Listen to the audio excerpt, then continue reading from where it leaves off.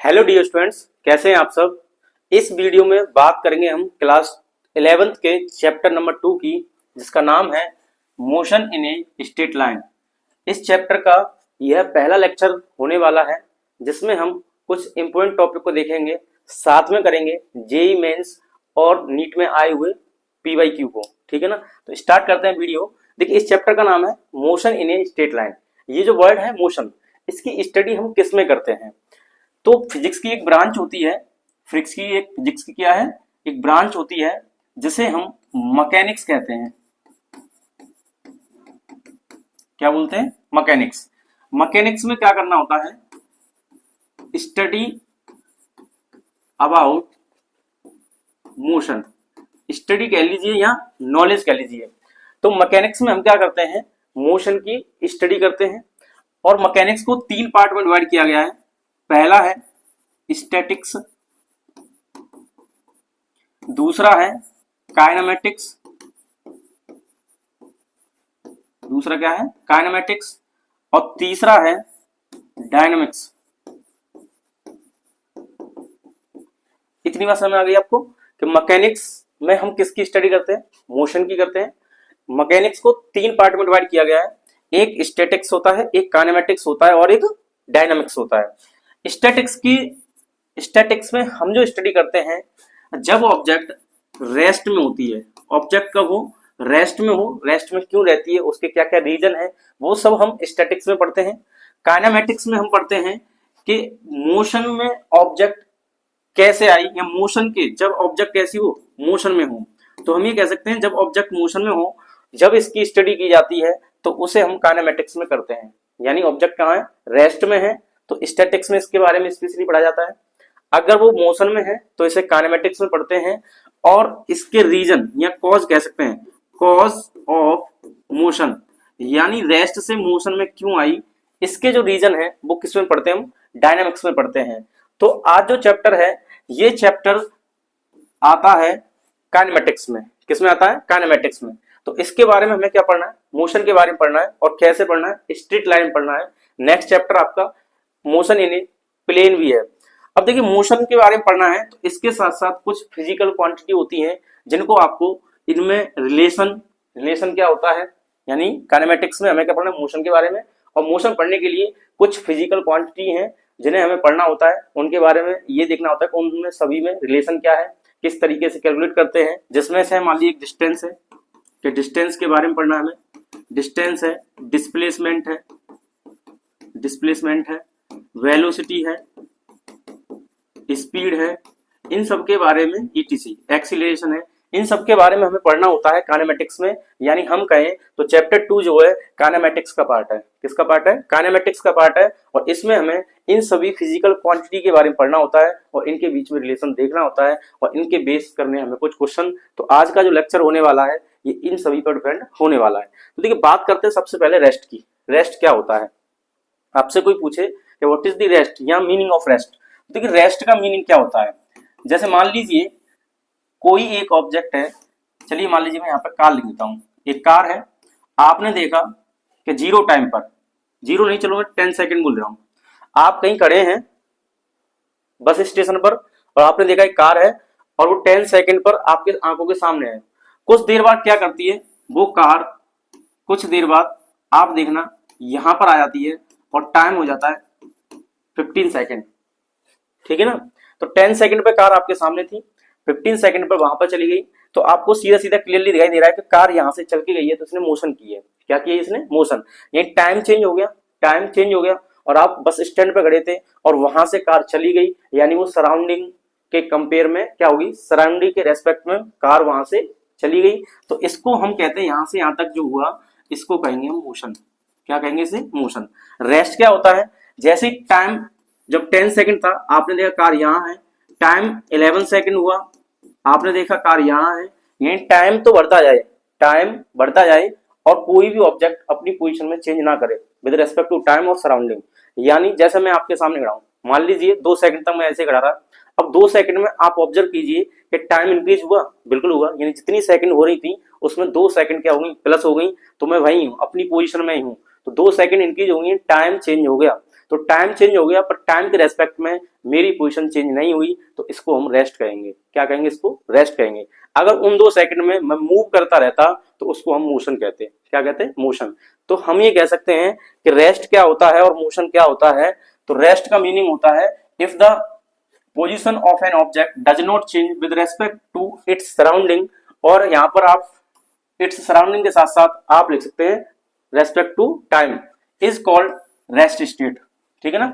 अब मोशन की बात कर लें तो if the position of an object, यानी कोई भी ऑब्जेक्ट अपनी पोजीशन में क्या करे, continuously change with respect to surrounding, surrounding के रेस्पेक्ट में कंटिन्यूसली क्या करे, वो चेंजिंग लाए, तो उसे मोशन कहते हैं। आप मान ली रोड पे खड़े हैं और वहां पे आपके सामने बाइक, कार, बहुत सारी चीजें क्या है, जा रही हैं, तो आप देख रहे हो आप तो रेस्ट में और वो कैसी है, मोशन में है। ठीक है ना। ये बात समझ आई कि आप खड़े हैं, आपके सामने बहुत सारे व्हीकल्स जा रहे हैं, तो वो कैसे हैं, वो मोशन में, और आप कैसे हैं, रेस्ट में। और एक चीज याद रखिएगा कि रेस्ट और मोशन जो है ये रिलेटिव टर्म्स हैं, यानी आप ये नहीं कह सकते कोई चीज या कोई भी ऑब्जेक्ट या कोई भी इंसान के रेस्ट में है, वो एब्सोल्यूट रेस्ट नहीं होता। वो क्या होता है, मोशन के साथ कनेक्ट होता है। जैसे कि मान लीजिए मैं यहाँ पर हूँ, यहाँ खड़ा हुआ हूँ, तो आप जब देख रहे हैं तो मैं यहाँ पे आपको दिख रहा हूँ, अभी थोड़ी देर के लिए रेस्ट में हूँ। लेकिन अगर यही चीज मून से देखी जाए तो वहां पे क्या है, अर्थ के साथ साथ मैं रोटेट कर रहा हूँ, तो उसके रेस्पेक्ट में मोशन में हूँ, उसके रेस्पेक्ट में मैं मोशन में हूँ, और आपके रेस्पेक्ट में मैं कैसा हूँ, रेस्ट में हूँ। इतनी बात समझ आ गई। जैसे मान लीजिए आप 2 फ्रेंड्स किसी बस में बैठे हैं या बाइक पे बैठे हैं और आप जा रहे हैं, और आपने क्या है 3 किलोमीटर और 5 किलोमीटर डिस्टेंस कवर कर ली।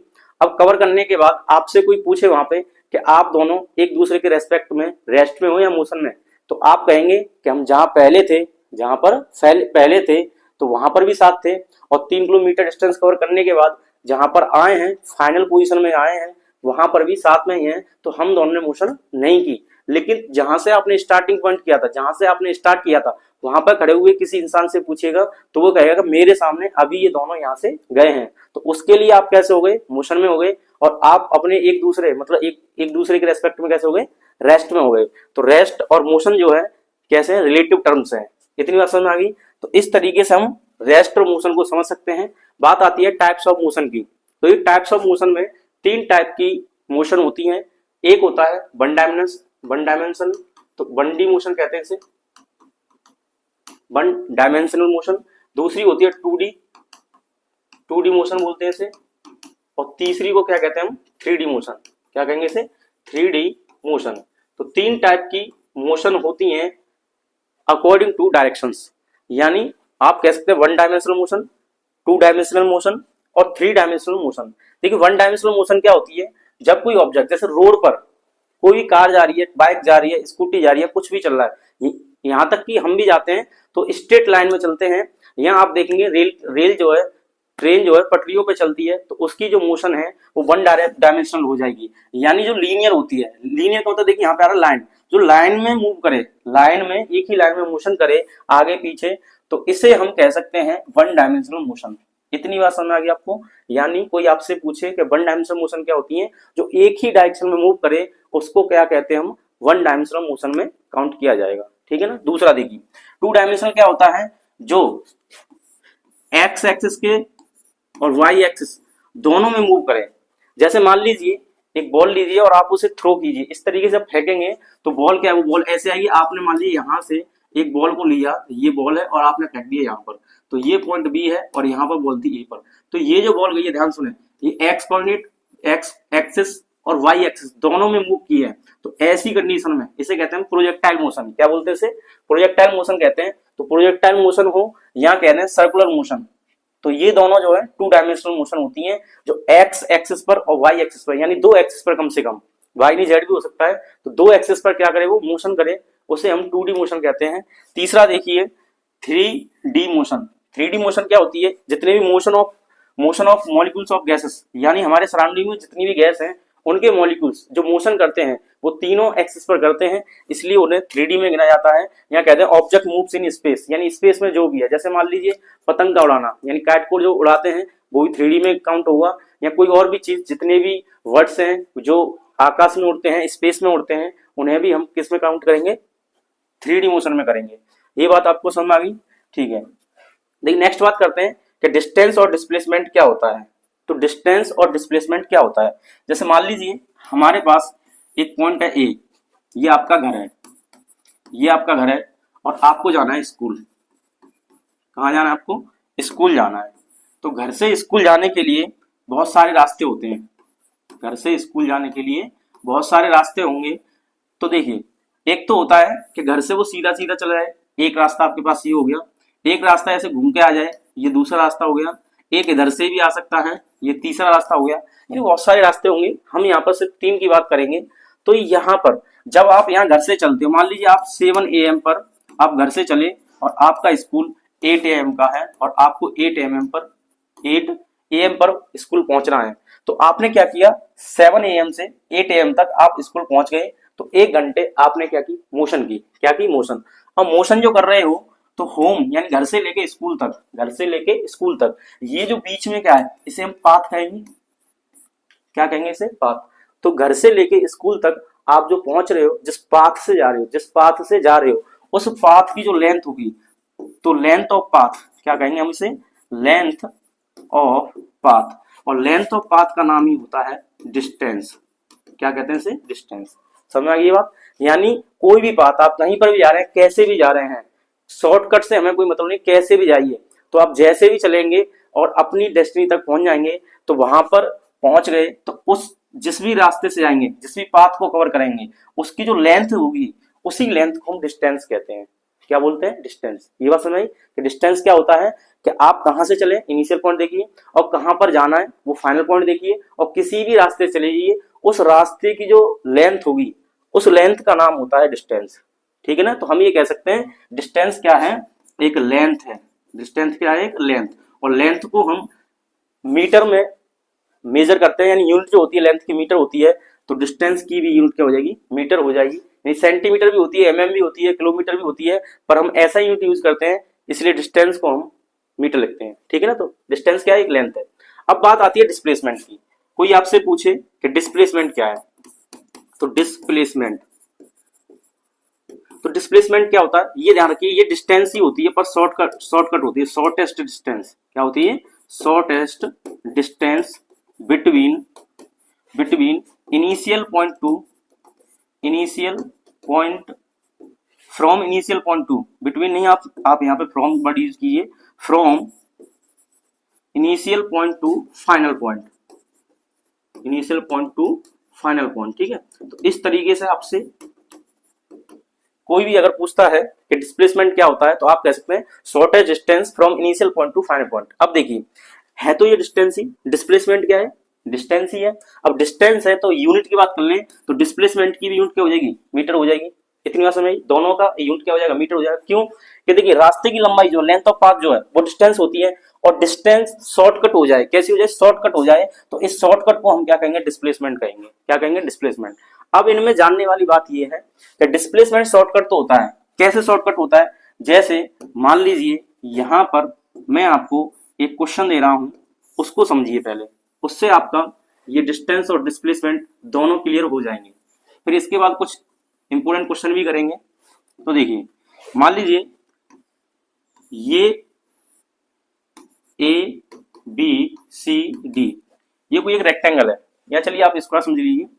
अब ए से कोई बी जाता है, इसकी डिस्टेंस 3 किलोमीटर है, और बी से कोई सी जाता है, इसकी डिस्टेंस 4 किलोमीटर है।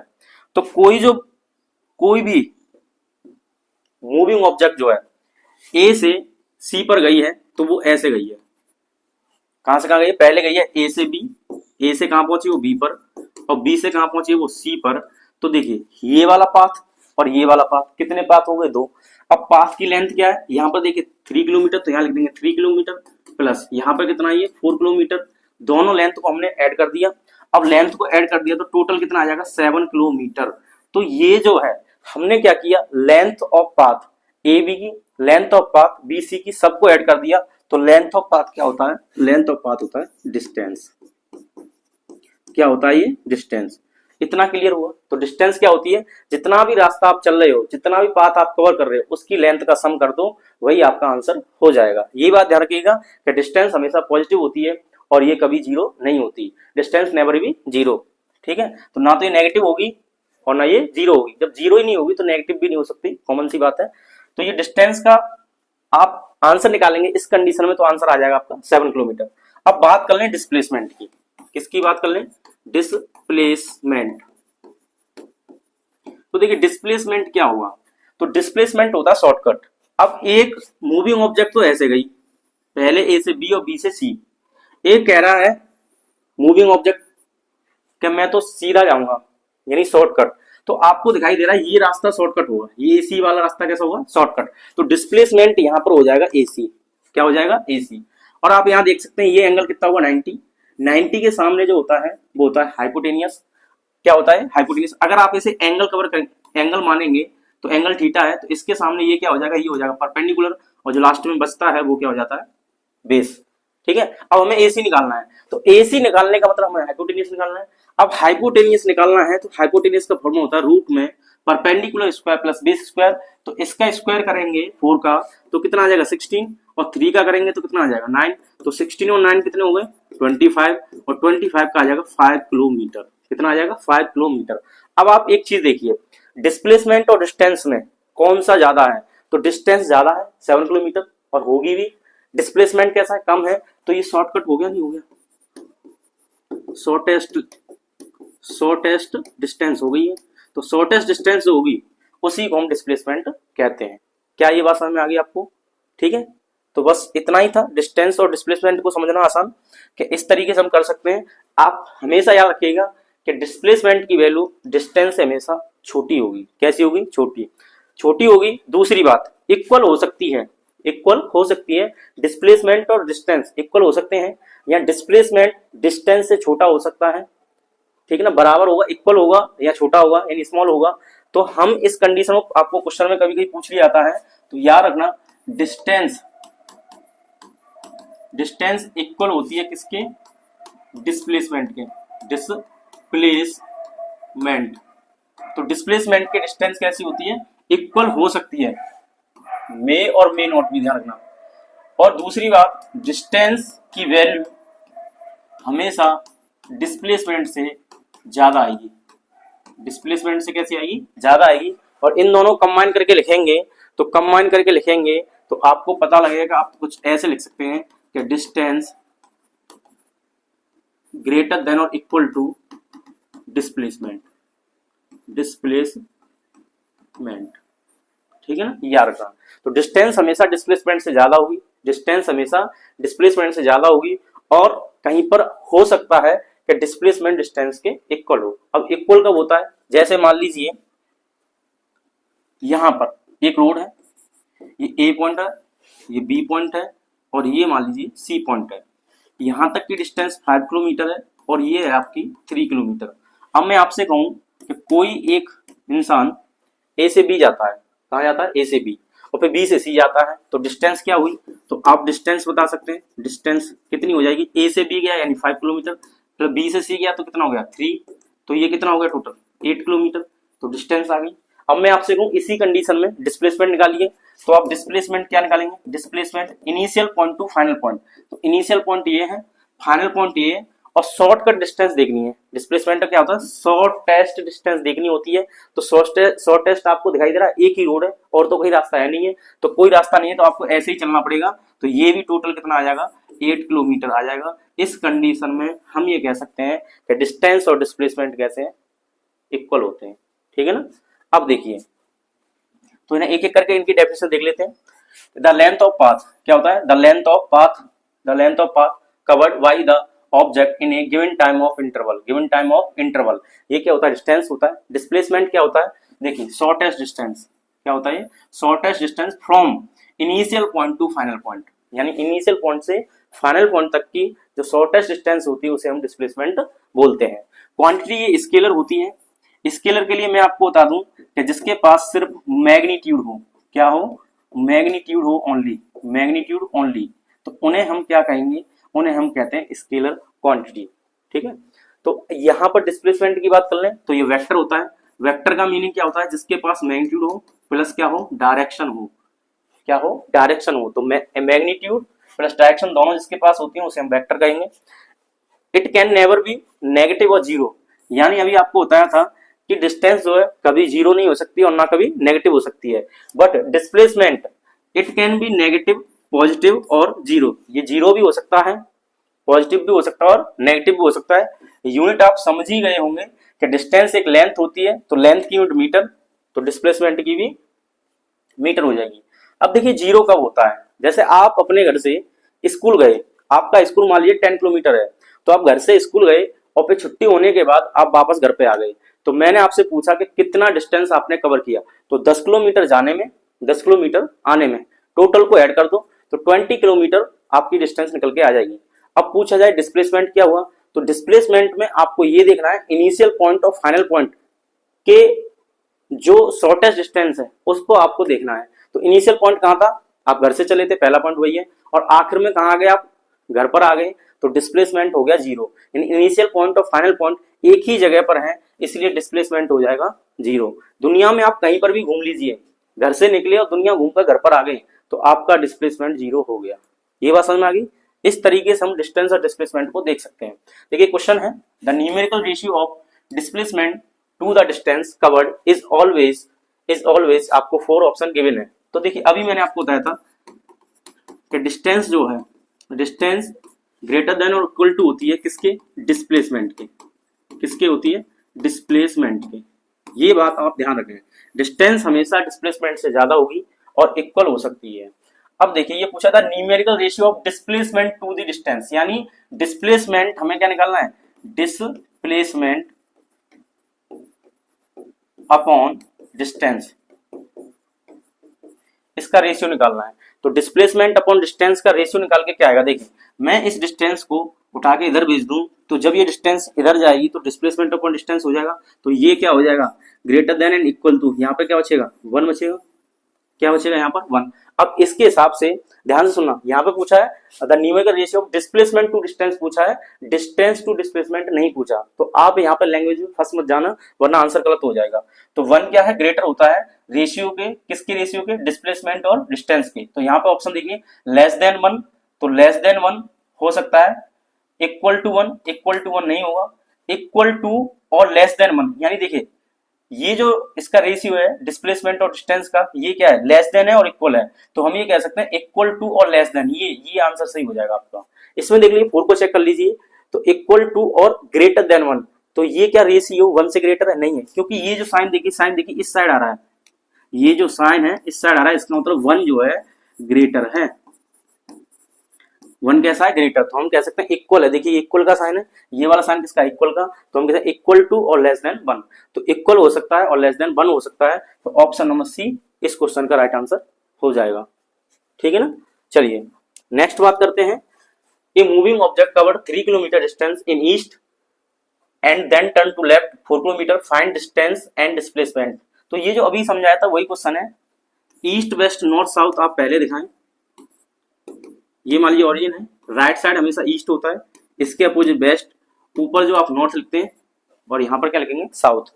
अब ये पूछा गया आपसे कि a moving object cover 3 kilometre distance in east, तो ईस्ट में कितना चला, ये 3 किलोमीटर चला है, तो यहाँ से आप लिख देंगे यहाँ पर 3 किलोमीटर, और फिर क्या टर्न हुआ, टर्न टू लेफ्ट।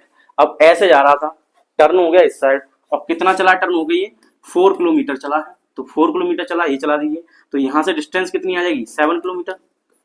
अरे सीधा सीधा है, ओ से यहाँ पर इस पॉइंट को ए कह दीजिए, इसको बी कह दीजिए, तो ओ से ए और ए से बी, तो 3 + 4 कितना हो गया, 7, और शॉर्टेस्ट डिस्टेंस ये वाली हो जाएगी, आप निकाल सकते हैं रूट लगा के, 3 का स्क्वायर 9 प्लस ये आ जाएगा 16, यानी 5 किलोमीटर इसका आंसर हो जाएगा। इसमें कोई दिक्कत है, ये अभी पहले ही कराया था।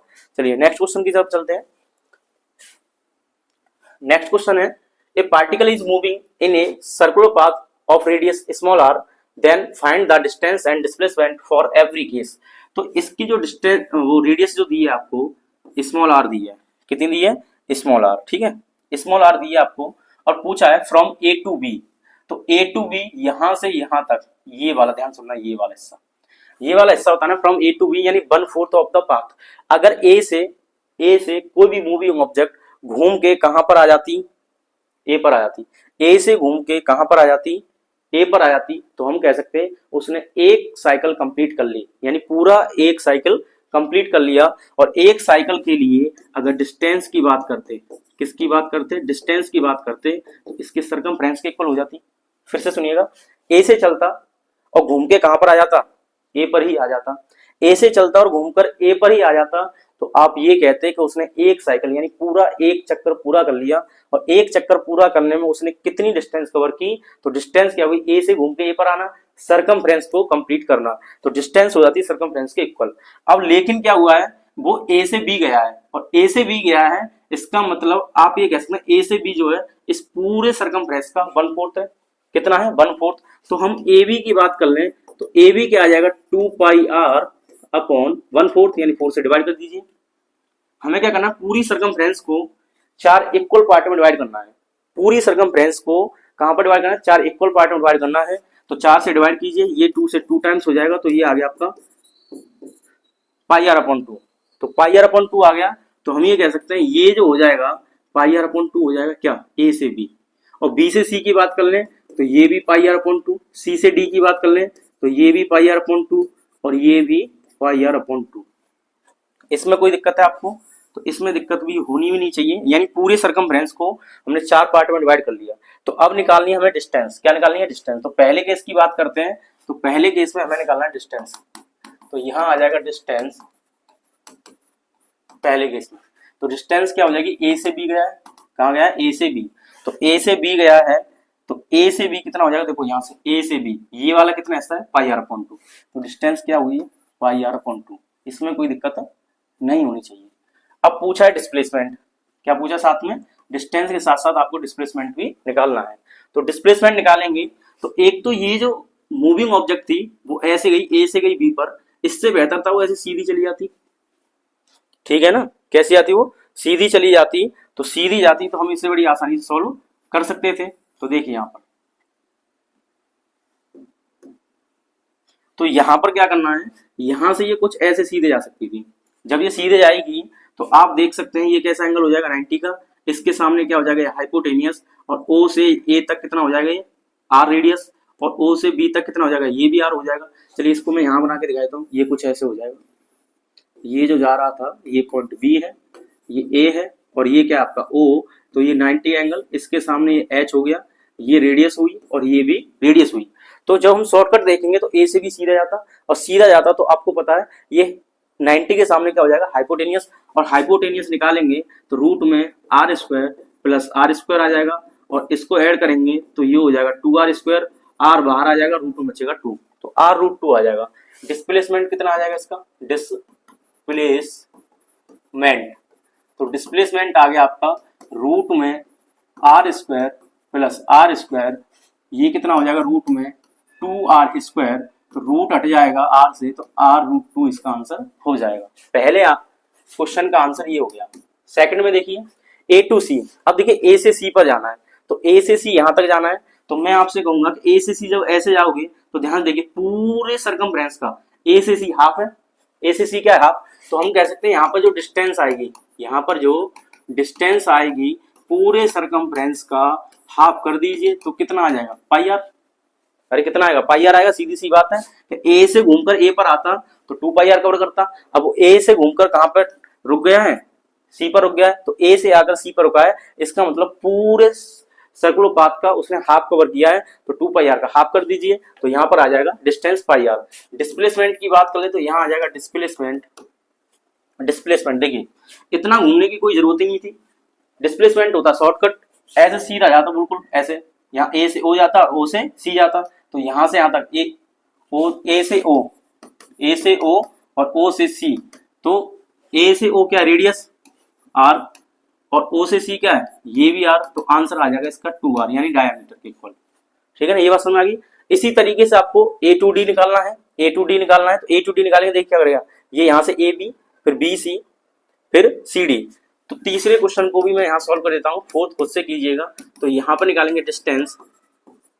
डिस्टेंस में क्या आपको पाथ की लेंथ देखनी है। तो पहले कहाँ गया, ए से बी फिर बी से सी और फिर सी से डी। अब ए से बी की वैल्यू क्या थी आपको पता है, 4 इक्वल पार्ट में डिवाइड करते हैं तो पाई आर अपॉन 2। तो ये आ जाएगा pi R upon 2 plus pi R upon 2 plus pi R upon 2। ठीक है ना, इसको ऐड कर दीजिए, एलसीएम ले लीजिए, एलसीएम आ जाएगा 2 तो 1 2 3 तो 3 पाई आर हो जाएगा, ये इसका आंसर हो जाएगा। डिस्प्लेसमेंट की बात करें तो देखिए ये इतना घूमने की कोई जरूरत नहीं थी, यहाँ से शॉर्टकट सीधा करता और जब ये सीधा करेगा, ध्यान सुनिए, ये रेडियस हो गई, ये भी रेडियस हो गई, और ये हाइपोटेन्यूज बन गया, यानी ये जो अभी निकाला था ये, यही इसका डिस्प्लेसमेंट हो जाएगा। उम्मीद करता हूं इतनी बात आपको समझ में आ गई होगी, ठीक है ना। तो इसे आप नोट कर लीजिए,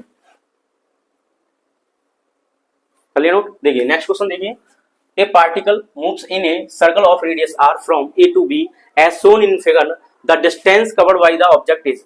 यानी आपसे ये फिगर में दिया है, 4 ऑप्शन गिवन है और पूछा है कि a particle moves in a circle of radius R, इसकी रेडियस क्या है, कैपिटल आर है, ए टू बी, तो ए से बी गया है, कहां पर गया है वो, ए से बी गया है, और आपको बताना है कि डिस्टेंस कितनी कवर होगी, डिस्टेंस कितनी कवर होगी। तो देखिए अगर वो ए से घूमकर पूरा ए पर आता तो डिस्टेंस कितनी हो जाती, बताइए, सरकमफ्रेंस के इक्वल, और सरकमफ्रेंस क्या होती है 2 पाई आर, ये बात ठीक है। कितना हो जाता, 2 पाई आर के इक्वल हो जाता कब, जब वो ए से चलता और घूम के कहां पर आ जाता, वो ए पर ही आ जाता, तो हम कहते हैं इसने डिस्टेंस कवर की है 2 पाई आर। बट हुआ क्या, उसने ए से बी तक किया है, तो हम ये कह सकते हैं ये वाला हिस्सा देखिए, ये वाला इतने वाला, ये क्या है, इस पूरे सरकमफ्रेंस का हाफ है। कितना, ये पूरे सरकमफ्रेंस का हाफ है। तो हम ये कह सकते हैं कि इस पॉइंट को मैं सी कह दूं और इसको मैं डी कह दूं, तो सी से डी तक की जो डिस्टेंस हो जाएगी, सी से डी तक की जो डिस्टेंस होगी ये पाई आर हो जाएगी, क्योंकि सरकमफ्रेंस का हाफ हो जाएगा। तो सी से डी ये वाला हिस्सा, पूरा हिस्सा कितना हो गया, पाई आर, पूरा हिस्सा कितना हो गया, पाई आर। अब देखिए जब ये पाई आर हुआ, यहां पर मैं ऐसे बना के दिखा रहा हूं, इसको हमने सी कह दिया है, इसको डी कह दिया है, और ये पॉइंट एक ए है और ये बी है, ये हो गया ए और ये हो गया बी। अब सी से डी तक कितना है, ये पाई आर है, आपको इतना हिस्सा बताना, और यहाँ पे एंगल दिया आपको 60। तो ध्यान से देखिए ये पूरा एंगल कितना होता है 180। अब 180 में आप ध्यान से देखिए ये सभी पार्ट इक्वल डिवाइड है, तो ये भी 60 हो जाएगा और ए भी 60 होगा, ठीक है ना। तो कितना हो जाएगा, 180 हो जाएगा, तो 60 प्लस 60 प्लस 60। अब 60 प्लस 60 प्लस 60 हो गया, तो इसका मतलब 3 पार्ट में डिवाइड कर दिया हमने, इस पूरी पाई आर को कितने पार्ट में डिवाइड कर दिया, 3 पार्ट में। तो हम ये कह देंगे कि पाई आर अपॉन 3 जो होगा ए से बी तक की डिस्टेंस हो जाएगी। समझ में आ गई बात, यानी सी से डी कितना है, पाई आर है, सी से डी कितना है, पाई आर है। अब पाई आर है तो इसे कितने पार्ट में डिवाइड किया, 3 पार्ट्स में। एक तो हो गया ये देखो बी डी वाला, एक हो गया ये ए बी वाला, एक हो गया सी ए वाला, तो 3 पार्ट में डिवाइड कर दो पाई आर को, तो पाई आर अपॉन 3 इसका आंसर हो जाएगा, ऑप्शन नंबर ए इसका करेक्ट हो जाएगा। बात समझ में आ गई, इसे आप नोट कर लीजिए। तो नोट कर लिया, चलिए नेक्स्ट टॉपिक की बात करते हैं। ये हो गए क्वेश्चंस। एक क्वेश्चन ये भी है, ये क्वेश्चन कह रहा है, आपको दिखाई दे रहा हो ठीक सा, तो a wheel of radius 1 metre, आपको रेडियस दी है 1 मीटर और ये क्या है, एक व्हील है, ठीक है, rolls forward half a revolution on a horizontal ground.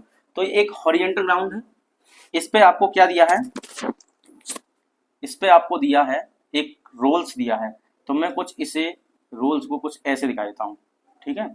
ये एक रोल्स दिया है आपको, यहाँ पर ये रोल्स आ गया। अब इसकी रेडियस कितनी है, रेडियस है 1 मीटर। अभी थोड़ी देर के लिए मैं यहाँ पर आर को डिनोट कर देता हूँ यहाँ से। अब इस पॉइंट का नाम मैंने ए दे दिया, इस पॉइंट का नाम मैंने बी दे दिया। आगे कह रहा है half a revolution on a horizontal ground, the magnitude of displacement of the point of the wheel initial in contact with the ground. अब देखिए इसका मतलब ये कह रहा है कि हाफ रिजोल्यूशन, कितना, हाफ रिजोल्यूशन उसने कंप्लीट किया है।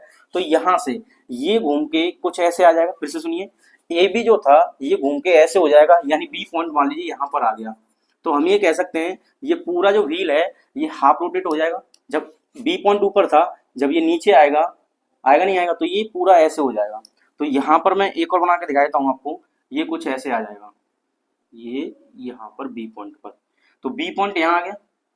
अब बी पॉइंट यहाँ आ गया तो आप देख सकते हैं जब ये बी नीचे आ रहा हो तो ए ऊपर जा रहा होगा, बी नीचे जा रहा हो तो ए कहाँ जा रहा हो, ऊपर जा रहा होगा। तो इस पॉइंट का नाम मान लीजिए मैंने ए डैश कह दिया।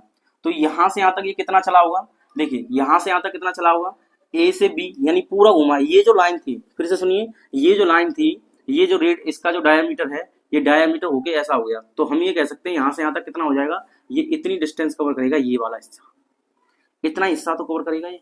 और इतने हिस्से को क्या कहेंगे हम, पूरा कितना होता है 2 पाई आर, और ये कितना हाफ, तो ये हो जाएगा आपका पाई आर। तो यहाँ से ए से बी तक कितना हो जाएगी डिस्टेंस, पाई आर हो जाएगी। अब पाई आर होगी, इसका डायमीटर कितना हो जाएगा 2 आर। तो यहाँ से यहाँ तक ये हो जाएगा आपका डिस्प्लेसमेंट। तो इस डिस्प्लेसमेंट को निकालिए, तो यहाँ कौन सा एंगल बनेगा 90 का, तो इसको निकालेंगे तो रूट में क्या आ जाएगा, रूट में ये लिख देता हूं मैं यहाँ पर डिस्प्लेसमेंट। अब देखिए रूट लाएंगे पाई आर का स्क्वायर, तो पाई आर का स्क्वायर यानी pi square R square plus, अब देखिए यहाँ पर क्या दिया 2r, तो मैंने यहाँ आर लिखा है, यहाँ पर कैपिटल आर लिख लूंगा, ये यहाँ पर क्या लिखेंगे हम कैपिटल आर, ये यहां से ये आ गया आपका पाई और कैपिटल आर। अब लगा देंगे रूट, इसका स्क्वायर करेंगे तो ये आ जाएगा pi square R square plus ये कितना है यहाँ पे 2r स्क्वायर, तो 2 का कितना हो जाएगा 4 और ये आ जाएगा आपका आर स्क्वायर। अब देखिए यहाँ पे रूट में मैं आर स्क्वायर को कॉमन ले लूँ तो आर स्क्वायर कॉमन आ जाएगा, यहाँ पे मिलेगा आपको पाई स्क्वायर प्लस 4, ये तो आ जाएगा, तो पाई स्क्वायर प्लस 4 और यहाँ से आर आ जाएगा बाहर, इससे ये हट जाएगा तो आ जाएगा आर रूट में पाई स्क्वायर प्लस 4। इस तरीके से डिस्प्लेसमेंट निकल आएगा। अब आर की वैल्यू आपको कितनी गिवन है, यहाँ पर 1 गिवन है, तो आर की जगह 1 लिखेंगे तो आंसर आ जाएगा आपका आर स्क्वायर प्लस 4, ये इसका आंसर हो जाएगा। ध्यान से रखना आर की वैल्यू कितनी दी आपको 1 मीटर दी है। फिर से सुनिए, ये जो पहिया था ये घूम के ऐसा हो गया, तो ये इतनी डिस्टेंस यहाँ से यहाँ पहुंच गया, तो इसने डिस्टेंस कितनी कवर हो गई, जितना इसका हाफ सर्कमफ्रेंस है, और हाफ सर्कमफ्रेंस कितना हो जाएगा 2 पाई आर का हाफ पाई आर हो जाएगा, तो पाई आर ये कर दिया आपने, तो पाई आर हो गया ये, पाई आर ये हो गया। तो अब आपको ये क्या करना है, यहाँ पर लिखना है, और ये कितना होगा इसका डायमीटर हो जाएगा 2r, और ये क्या हो गया आपका हाइपोटेनियस, ये 90 का एंगल हो गया। सॉल्व कर लीजिए, तो पाई स्क्वायर रूट में प्लस 4 ऑप्शन हो जाएगा आपका सी, पाई स्क्वायर प्लस रूट में 4। नोट कर लीजिए, नोट कर लिया। चलिए नेक्स्ट बात करते हैं हम स्पीड एंड वेलोसिटी। तो देखिए स्पीड एंड वेलोसिटी क्या होता है, स्पीड क्या होता है डिस्टेंस अपॉन टाइम, स्पीड क्या होता है डिस्टेंस अपॉन टाइम, यानी कितनी डिस्टेंस आप पर यूनिट टाइम में कवर कर रहे हो।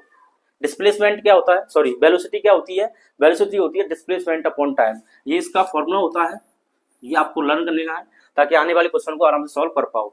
तो स्पीड क्या होता है डिस्टेंस अपॉन टाइम, वेलोसिटी क्या होता है डिस्प्लेसमेंट अपॉन टाइम। अब इनमें क्या करेंगे, अगर इनकी डेफिनेशन आपको लिखनी है तो क्या लिखोगे, the speed is the distance travelled by a body in per unit time, यानी पर यूनिट टाइम में जितनी डिस्टेंस कवर होती है, जितनी डिस्टेंस पर यूनिट टाइम में कवर होगी उसको हम स्पीड कहते हैं। और यहाँ पर velocity, the velocity is the displacement of a body in per unit time, per unit time में जितना डिस्प्लेसमेंट कवर होगा उसको हम क्या कहेंगे वेलोसिटी कहेंगे। ये क्या है स्केलर क्वांटिटी है, यहाँ पे देख सकते हैं स्पीड में डिस्टेंस आ रहा है, डिस्टेंस कैसी होती है स्केलर, तो स्पीड भी कैसे हो जाएगी स्केलर। यहाँ पर डिस्प्लेसमेंट कैसा होता है वेक्टर, तो वेलोसिटी भी वेक्टर। याद करने का तरीका बस और ज्यादा कुछ नहीं। स्पीड इज ऑलवेज पॉजिटिव, क्योंकि डिस्टेंस यहाँ पे हमेशा पॉजिटिव होती है और ये जीरो नहीं होती है, तो आप कह सकते हैं डिस्टेंस जब जीरो नहीं होगी तो स्पीड भी जीरो नहीं होगी, ये हमेशा पॉजिटिव होती है तो स्पीड भी पॉजिटिव होती है, तो स्पीड इज ऑलवेज पॉजिटिव। और कह सकते हैं speed is never be zero और नेगेटिव। ऐसे यहाँ पे देखिए वेलोसिटी में क्या रहा है डिस्प्लेसमेंट, डिस्प्लेसमेंट क्या होता है, डिस्प्लेसमेंट बताया था मैंने भी, initial point two final point, जो शॉर्टेस्ट डिस्टेंस होगी उसको कहते हैं। अब ये जीरो भी हो सकता है, नेगेटिव भी हो सकता है, पॉजिटिव, तीनों में से कैसा भी हो सकता है। तो वेलोसिटी डिपेंड कर रही है डिस्प्लेसमेंट पे, तो जैसे जैसे डिस्प्लेसमेंट चेंज होगा वैसे वैसे वेलोसिटी चेंज होगी। तो हम ये कह सकते हैं वेक्टर क्वांटिटी तो होती है, वेलोसिटी मे और मे नॉट बी जीरो, तो जीरो हो सकती है वेलोसिटी और नहीं भी हो सकती है। वेलोसिटी मे और मे नॉट बी, मे और मे बी नेगेटिव और जीरो, तो वेलोसिटी जीरो हो भी सकती है और वेलोसिटी जीरो नहीं भी हो सकती है। ये डिपेंड करेगा क्वेश्चन में आपसे क्या पूछा गया है। यूनिट की बात कर लें तो देखो डिस्टेंस क्या होता है थी लेंथ, तो लेंथ का क्या आ जाएगा यहाँ पर मीटर, और नीचे क्या लिखा है अपॉन में टाइम, तो अपॉन कर दिया टाइम, तो मीटर पर सेकंड, तो मीटर पर सेकंड जो है इसका यूनिट हो जाएगा किसका स्पीड का। ऐसी वेलोसिटी की बात कर लें तो वेलोसिटी का क्या आ जाएगा, तो वेलोसिटी का आ जाएगा मीटर पर सेकंड। जैसे डिस्टेंस का यूनिट मीटर था, डिस्प्लेसमेंट का मीटर था, टाइम से दोनों में डिवाइड कर दिया है, टाइम से डिवाइड किया है तो टाइम की यूनिट क्या होती है सेकंड, तो मीटर पर सेकंड, मीटर पर सेकंड। इस तरीके से हम स्पीड और वेलोसिटी में डिफरेंट लिख सकते हैं और पता कर सकते हैं। नेक्स्ट बात करते हैं हम types of speed and velocity. तो स्पीड और वेलोसिटी के टाइप्स कितने होते हैं, नॉर्मली हम जब इन्हें पढ़ते हैं तो 4 टाइप से पढ़ते हैं। यूनिफॉर्म स्पीड होती है, नॉन यूनिफॉर्म होती है, एवरेज होती है, और कैसी होती है इंस्टेंटेनियस स्पीड होती है। तो यूनिफॉर्म स्पीड क्या होती है, नॉन यूनिफॉर्म क्या होती है। जैसे मान लीजिए ये कोई एक रोड है, इसका नाम ए है पॉइंट का, ये बी, ये सी, और ये कर दिया आपने डी। अब मैंने कहा यहाँ पर 1 आवर में, कितने आवर में 1 आवर में, ठीक है। तो यहाँ पर लिख दिया डी। तो 1 आवर में डिस्टेंस कवर कर ली किसने, 5 किलोमीटर। नेक्स्ट 1 आवर में फिर से 5 किलोमीटर, और नेक्स्ट 1 आवर में फिर से 5 किलोमीटर। कितनी हो जाएगी यहाँ पे, 15 किलोमीटर होगी। टोटल टाइम कितना हो गया, 3 आवर्स।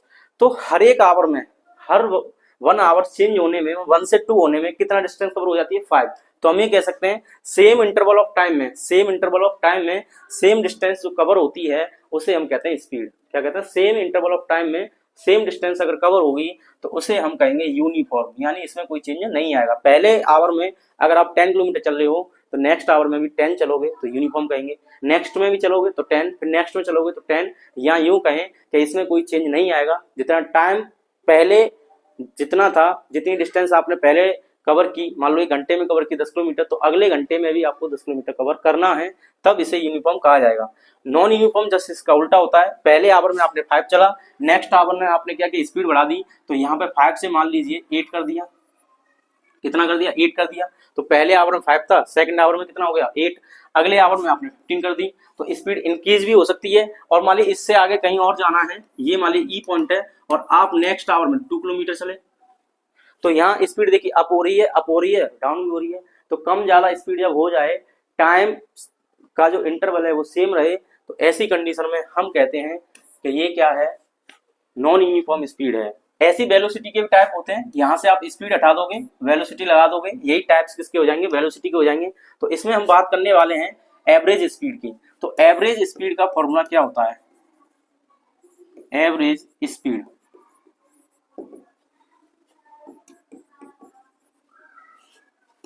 इसे कहते हैं total distance covered upon total time taken, total time taken. तो मैं इतना लिख देता हूं सिर्फ, एवरेज स्पीड की जब भी बात आएगी तो हम कहेंगे total distance covered upon total time, यानी टोटल कितनी डिस्टेंस आपने कवर की है और उसे कवर करने में टोटल टाइम कितना लिया है, उसका रेशियो जो होगा उसको हम क्या कहेंगे, एवरेज स्पीड कहेंगे। और इस टॉपिक पर आपको क्वेश्चन पूछा गया है मेंस में और नीट में भी कई बार पूछा गया है। तो इस टॉपिक पर क्वेश्चन आप अच्छे से सॉल्व करना सीख लीजिए। जैसे मान लीजिए क्वेश्चन है, एक क्वेश्चन है ये, एक car covers the first half of the distance between 2 places. 2 place है, ये मान लीजिए है, एक का नाम ए है, एक का नाम यहाँ पर बी है।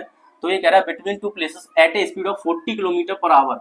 तो ये कह रहा है फर्स्ट हाफ, फर्स्ट हाफ मतलब मैंने ये पॉइंट दे दिया सी, तो ये हाफ है। यहाँ से यहाँ तक की डिस्टेंस मुझे पता नहीं है, मैं इसे अभी x कंसीडर कर रहा हूँ। कितना कंसीडर कर रहा हूँ इसे, टोटल डिस्टेंस जो हमारे पास x है। अब इसका हाफ, हाफ का मतलब समझते हो, ये हो गया x/2 और ये कितना हो जाएगा x/2। टोटल पाथ कितना हमारे पास x है, और इसका हाफ अप कर देंगे तो क्या आ जाएगा x/2 और x/2। तो ये कह रहा है कि ये पहले जो स्पीड है, पहली जो स्पीड है यहां से यहां तक, इसको v1 लिख रहा हूं, ये है 40 किलोमीटर पर आवर। नेक्स्ट देखिए, and second half at 60 kilometre per hour. तो v2 की वैल्यू यहां पर है 60 kilometre per our. Calculate the average speed of the car. Question को अच्छे समझ लीजिए, तभी आसानी से सॉल्व हो जाएगा। तो देखिए फिर से देख लीजिए, मैं एक बार दोबारा रीड कर रहा हूं। ये कह रहा है ये car covers the first half, यानी कार ने क्या है, पहला हाफ, किसी डिस्टेंस का पहला half of the distance between 2 place at A speed of 40 kilometre per our. किसी डिस्टेंस का पहला हाफ उसने 40 किलोमीटर पर आवर की स्पीड से कवर किया, यानी ए से सी हाफ हो गया। पूरी डिस्टेंस की हमारे पास x कंसीडर कर ली, हमने सपोज कर लिया है कि टोटल कितनी डिस्टेंस हमारे पास x, तो इसका हाफ क्या हो जाएगा x/2। कितनी वेलोसिटी स्पीड से किया है, 40 किलोमीटर पर आवर से। आगे कह रहा है एंड सेकंड हाफ में कितना किया है, 60 किलोमीटर पर आवर। तो देखिए पहले 40 थी, फिर कितना हो गया 60, यानी 40 से 60 हो रहा है। तो नॉन यूनिफॉर्म स्पीड हो गई, और नॉन यूनिफॉर्म स्पीड के लिए हमें निकालना है एवरेज, क्या कितना एवरेज आया। तो एवरेज निकालने के लिए आप क्या करोगे, फॉर्मूला लगाओगे। तो एवरेज स्पीड क्या होगी, एवरेज स्पीड क्या बताया था, total distance upon total time. तो टोटल डिस्टेंस है हमारे पास x, कितनी है, टोटल डिस्टेंस कितनी है x, टोटल टाइम। तो देखिए यहां से यहां तक की आपको डिस्टेंस दी है x/2 है, यहां से यहां तक की दी है x/2 है। तो यहां से यहां तक की वेलोसिटी कितनी है, v1 है, यहां से यहां तक कितनी है, v2 है। तो इसमें टाइम गिवन नहीं है, हमने लिख दिया इसका t1, और इसका टाइम लिख दिया T2। यानी A से C हाफ जो रास्ता कवर किया है टाइम T1 में किया है, और C से B जो किया है वो T2 टाइम में किया है। तो टोटल टाइम कितना लगेगा, पहले हाफ कवर करने में और सेकंड हाफ कवर करने में, इतना आ जाएगा। अब हमें क्या करना है, टाइम की यहाँ पर वैल्यू फाइंड करनी है। तो फॉर्मूला क्या होता है, speed is equal to distance upon time. अब मैं टाइम निकालूंगा तो आप बताइए क्या आ जाएगा, डिस्टेंस अपॉन स्पीड आ जाएगा। अब डिस्टेंस कितनी है, यहां से यहां तक की डिस्टेंस, ए से सी तक की डिस्टेंस कितनी है, हाफ। तो x/2 लिख दिए यहाँ x/2, और स्पीड कितनी है यहाँ पे मैं लिख दिया v1, तो यहाँ लिख देता हूँ v1। ऐसे ही हम t2 निकालेंगे तो यहाँ पर आ जाएगा आपका t2 आ गया। फिर क्या आ जाएगा, डिस्टेंस अपॉन स्पीड। अब डिस्टेंस कितनी है, c से b कितनी है, ये भी हाफ है, तो x/2, और स्पीड कितनी है यहाँ से यहाँ तक की कितनी है v2, तो यहाँ पे लिख देता हूँ v2। तो ये आ गया आपका t2 और ये आ गया आपका t1। क्या बात समझ आई। पहले आपको क्या करना है, टोटल जो पाथ या जो दो पॉइंट्स के बीच का डिस्टेंस है वो आपको सपोज कर लेना है। हमने x कर लिया है। अब इसका हाफ कितना हो जाएगा, x/2। स्पीड कितनी हो जाएगी इसमें, v1। अगला x/2 के लिए स्पीड हो गई v2। पहले में टाइम कितना लगा पता नहीं है तो हमने t1 मान लिया, दूसरे में टाइम कितना लगा t2, ये भी पता नहीं था तो हमने t2 मान लिया।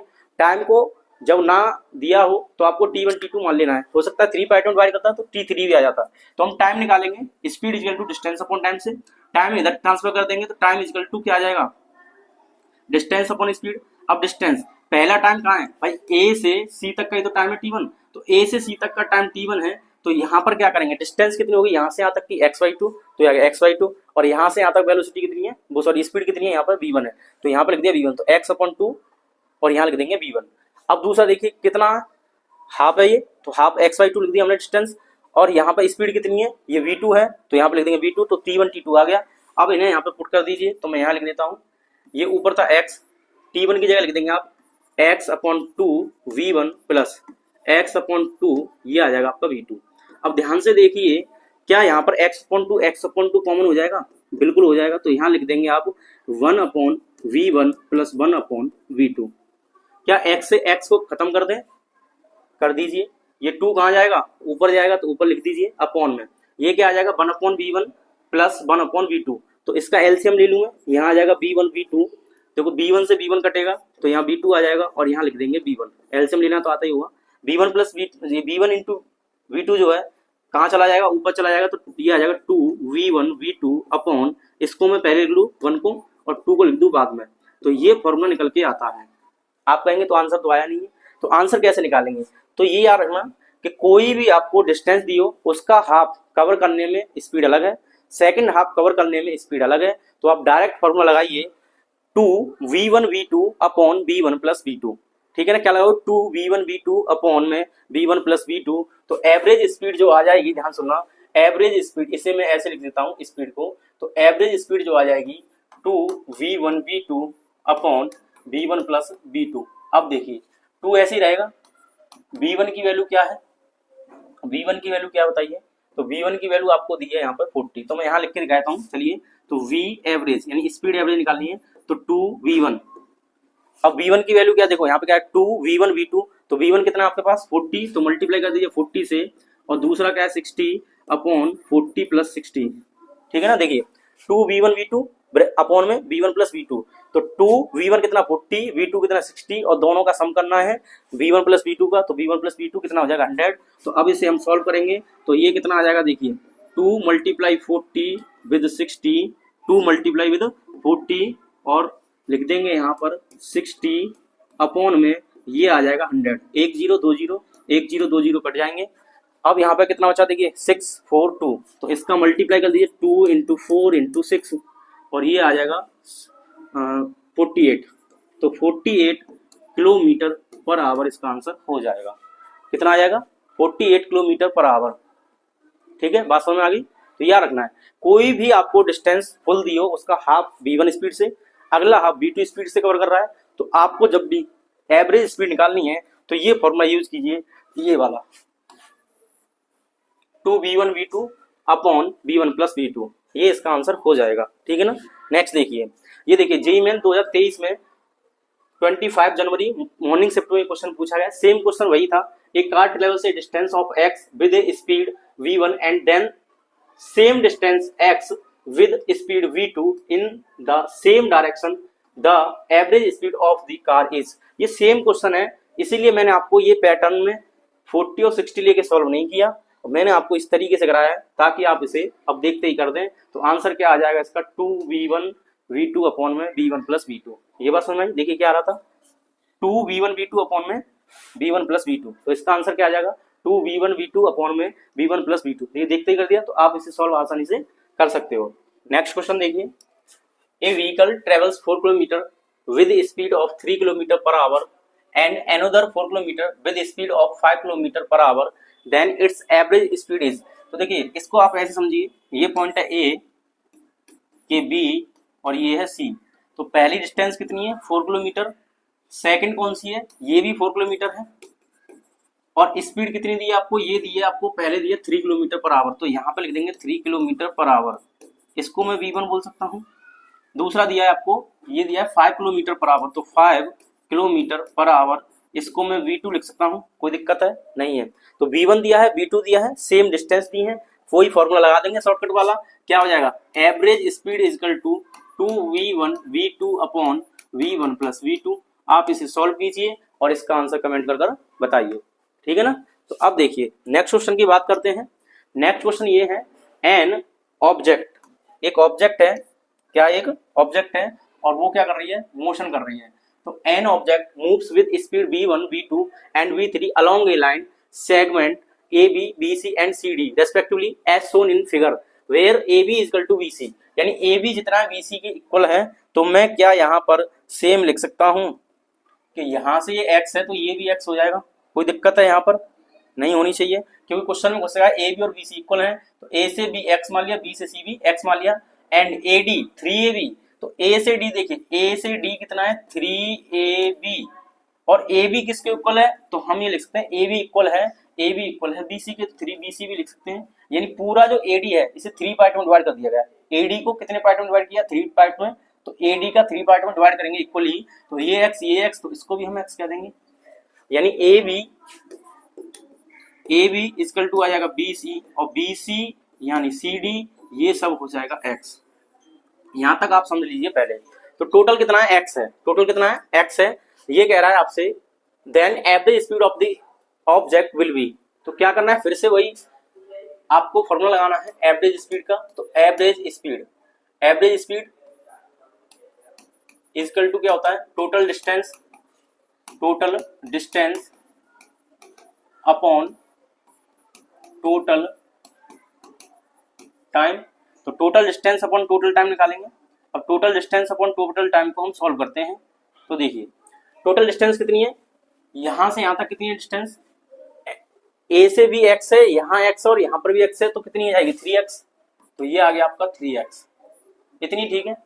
अब यहाँ पर ये कह रहा है an object moves with a speed v1 v2 and v3 along a line segment AB BC and CD respectively as shown in figure where AB BC and AD 3AB then average speed. इसकी value दी है v1, इसकी value दी है v2 और इसकी दी है आपको v3।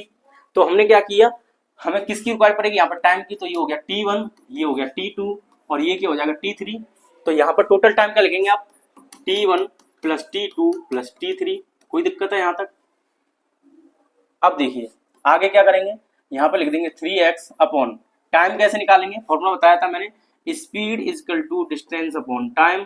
तो टाइम इजकल टू क्या आ जाएगा, डिस्टेंस अपॉन स्पीड। अब देखिए डिस्टेंस कितनी हो जाएगी, ए से बी तक कितनी है, x है, स्पीड कितनी है इसकी v1 है, तो आप यहाँ लिख देंगे v1, कोई दिक्कत है नहीं है। तो पहला टाइम आ गया, तो यहाँ लिख दूंगा मैं x upon v1 plus second की बात करेंगे तो यहाँ पर t2 लिखेंगे, डिस्टेंस कितनी आ जाएगी, सेम है x, और यहाँ पर v1 की जगह क्या लिख देंगे आप v2, तो x अपॉन v2, और यहाँ पर भी सेम है तो यहाँ पर आ जाएगा v3। अब इसे सॉल्व करते हैं तो ये आ जाएगा आपका 3x, क्या x कॉमन है सभी से, बिल्कुल है, तो आ गया 1 upon v1 plus 1 upon v2 plus 1 upon v3। ठीक है, x से x मर गया, यहाँ पर बचा 3, v1 v2 v3 का एलसीएम लीजिए, v1 v2 v3, v1 से v1 कट जाएगा, v2 v3 बचेगा, प्लस v2 खत्म हो जाएगा, v1 v3 आएगा, प्लस यहाँ पर देखिए v3 खत्म हो जाएगा तो ये आ जाएगा v1 v2। इतनी बार ठीक है, इसको हम ऊपर भेज देते हैं तो ये आ जाएगा 3 v1 v2 v3। ठीक है ना। अब यहाँ पे क्या मैं इसे लूँ V1 V2, तो यहाँ पे आ जाएगा ये V1 V2 plus V1 V2 हो गया, फिर ये आ जाएगा 2 3 कर देंगे, तो यहाँ पे आ जाएगा V2 V3 प्लस यहाँ पे क्या आएगा 3V1, तो यहाँ पे क्या लिख देंगे 3V1। ये इसका आंसर हो जाएगा। बड़ा इजी है, बस आपको ऐसे क्वेश्चन में टाइम निकालना आना चाहिए। तो इस तरीके से हम ऑप्शन देख सकते हैं 3V1 V2, यहाँ पर आएगा V3 और ये आ जाएगा V1 V2 V1 V2 V2 V3 V2 V3 और 3 1। इस तरीके से ऑप्शन आपका ये वाला करेक्ट हो जाएगा। ये ए नहीं है, इस ऑप्शन को ए बी सी कहेंगे, तो सी ऑप्शन क्या हो जाएगा इसका करेक्ट हो जाएगा। ठीक है ना। इस तरीके से हम ऐसे क्वेश्चन को सॉल्व कर सकते हैं। ये भी 23 में ही पूछा गया है, शिफ्ट का पता नहीं है, मेंस में ही पूछा गया है। ऐसे क्वेश्चन आपको नीट में पूछे जाते हैं, तो आप इस वीडियो को अच्छे से समझ लीजिए, इसमें जो क्वेश्चन कराए हैं उन्हें सीख लीजिए, ताकि आने वाले एग्जाम में आप इन्हें प्रॉपरली आराम से और कम समय में सॉल्व कर पाओ। ठीक है ना। तो इस वीडियो में इतना ही, मिलते हैं नेक्स्ट वीडियो में, जब तक के लिए जय हिंद।